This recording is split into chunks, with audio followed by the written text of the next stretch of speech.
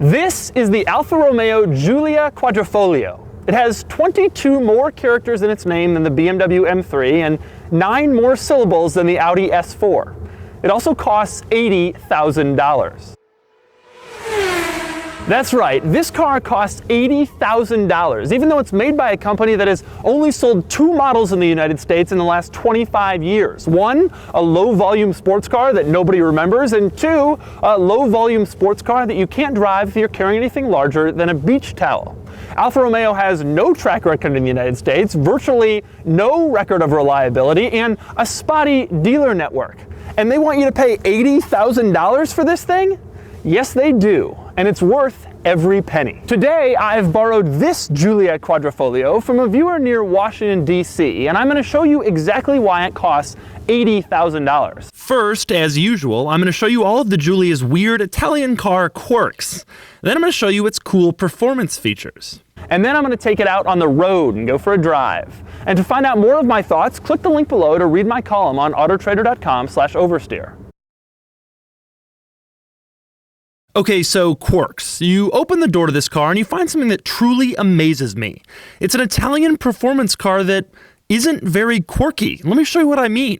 The window switches are normal, and so is the mirror control. Surely there must be a weird Italian car quirk in here somewhere, but the door locks are normal, and so is the door handle. And so is the headlight switch. The parking brake is normal, and it's right in the middle, just like every other car. The Giulia has normal climate controls like you'd find in any other car, normal climate control vents, and normal steering wheel controls. Push the big red starter button mounted on the steering wheel to turn on the Giulia, and you'll find that the infotainment system is normal too, and surprisingly simple to operate. You want navigation? There it is. Why isn't this harder? This is an Italian car. Why isn't this stupid and counterintuitive? Also not counterintuitive, the sun visors, they're normal. The dome lights, they're normal too. The glove box, it's normal. Now the stereo volume controls are a little strange in that they're located down here on the center console next to the transmission lever, but it's incredibly easy to figure them out. Turn it this way for more volume, this way for less volume, on, off, next track, previous track. Where is the Italian car insanity? Speaking of Italian car insanity, stuff isn't exactly falling off on the inside either. In fact, look at this interior. It's pretty nice. There's stitched leather everywhere, even in the rear door panels. Alcantara covers the front seats and the rear seats. The steering wheel is lined with more Alcantara and more stitching and carbon fiber trim. The shift paddles feel great, and they stay in place when you turn the wheel, just like they should. The owner's manual comes in this nice stitched leather book. Turn it into race mode and the Giulia on the screen turns yellow. And speaking of the infotainment system, how's this for attention to detail? The screen is an unusual shape, so there's no ugly gaps surrounding it like in every other car. This car seems well built. Of course, there are a few unusual quirks like you'd expect. The trunk release is a tiny button, inexplicably placed where you can't see it by the pedals. I have no idea why. Speaking of the trunk itself has 2 buttons. One opens it, the other locks the whole car. Neither is labeled, you just have to know. The other weird quirk in this car is the turn signals. Now, you push the turn signal down, turns on the turn signal, just like a normal car, except now it's returned to the neutral position. Now, BMWs also do this. To turn the signal off, you should just push it back down, except in this car, that doesn't actually turn the signal off. It just keeps going. So you push it the other way, except now the other turn signal's on. Try to cancel it, that won't work. So you push it the other way and the other turn signal's on and the other turn signal's on, and there's no real way apparently to turn off the turn signal. So I guess I'll just drive around all day with the signals on. Now, the other interesting thing about the Giulia is the placement of the B-pillar. In most cars, it's much further back. It's basically behind where you'd sit when you're driving the car, but not in this one. In the Giulia, the B-pillar is right here, which means that when you look to the side, you see pillar. Now, personally, I don't think that makes it any harder to get in and out of this car. I think it's about as easy as a normal car. I just think that's a strange design quirk of the Giulia. But by and large, this car isn't some Italian hodgepodge of stupidity or strangeness or quirks you have to accept just like every other Italian car. In fact, this car is well made and well designed and surprisingly intuitive. It's kind of German. Okay, so you expect the Giulia to be weird and quirky and have all these strange Italian touches that you have to compromise on, but it's actually pretty well thought out. But most cars in this segment are pretty well thought out. That's not why it's worth $80,000. For more on that, here's a comprehensive tour of some of the things that make it especially unique. The Giulia is a rear-wheel drive sedan that's almost exactly the same size as a BMW 3 Series and slightly smaller than a Mercedes C-Class. The Quadrifoglio is the high-performance model, and it uses a 505 horsepower twin-turbo V6. It also adds a lot of really cool performance stuff, like an adjustable exhaust note, a carbon fiber front splitter, a carbon fiber rear spoiler, a rear diffuser with quad exhausts, unique wheels with big Brembo brakes, a drive mode selector with launch control, and a carbon fiber hood and roof to save weight. But back to that exhaust note. Let's take a listen.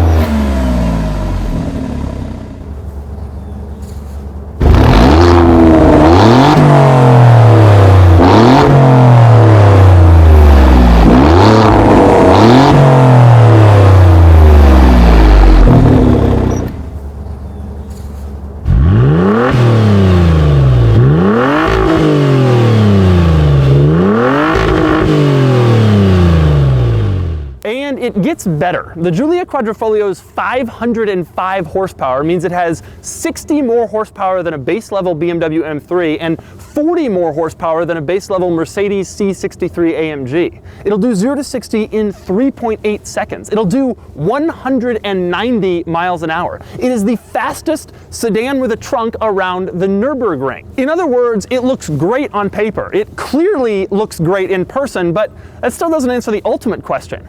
How does it drive? All right, we're looking good. All right, let's do this. We're gonna drive the Giulia.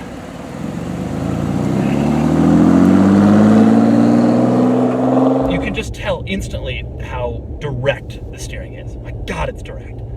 You just move it a little bit and the car just goes exactly there. Oh, wow. It also doesn't feel like you're giving up anything compared to a V8, which is very important because you're already sort of taking a leap of faith buying the Giulia, which instead of like the BMW M3, which everybody knows, you know, it's gotta be as good in every other aspect. The shifts are pretty quick. They're about as quick as you're gonna get without a dual clutch. Yeah, the downshifts are so nice. It feels good and it sounds good. That noise is that it thinks I'm going over a lane line? Yep. It like gives you the bumping sound that you would get if you were actually going over a lane line. Oh man, that was a little wheel spin there between first and second at like 40.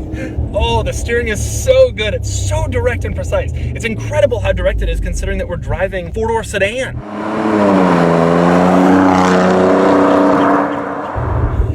Yeah, in race mode, the suspension's gonna kind of kick you around a little bit. That's something you're signing up for when you're doing that. Man, it's so fast, and it's so fast from a speed you're already going. If you put your foot down at 40, it feels just wildly fast.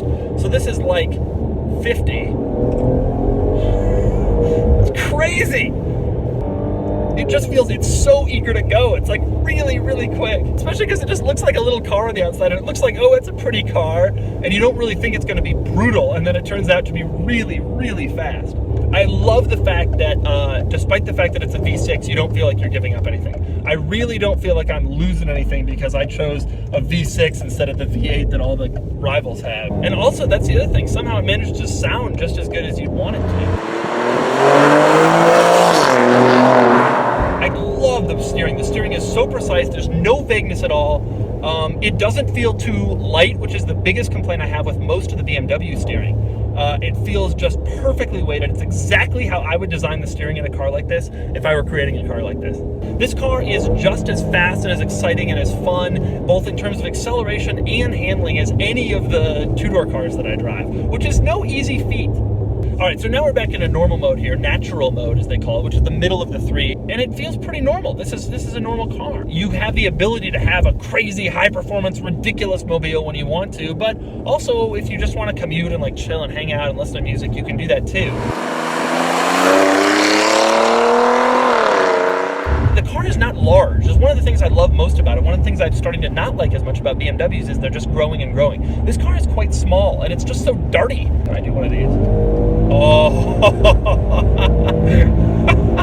All right, so now we're in race here. best race experience with shifter and manual, it says. All right, if you say so. Man, it really fires off the shifts a lot quicker in race mode. It's amazing how much this car changes when you go from mode to mode. The handling changes, the ride changes, the shifting changes, the acceleration changes, and the sound changes.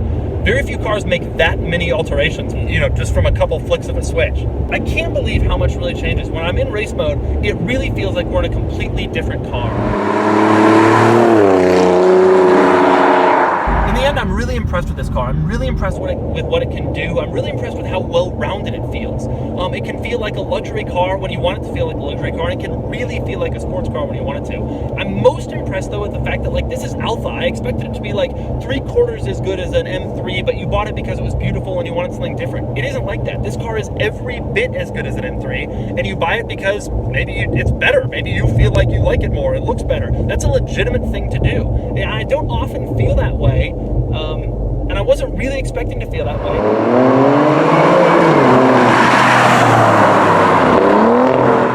So that's the Alfa Romeo Giulia Quadrifoglio. It's absolutely beautiful to look at. It's surprisingly well laid out and well built on the inside. It's full of awesome high-performance features. It has more power and better performance than its rivals, and yes, it is worth every bit of $80,000. If you're shopping for a high-performance luxury sedan, this thing should absolutely be on your shopping list, along with maybe an extended warranty.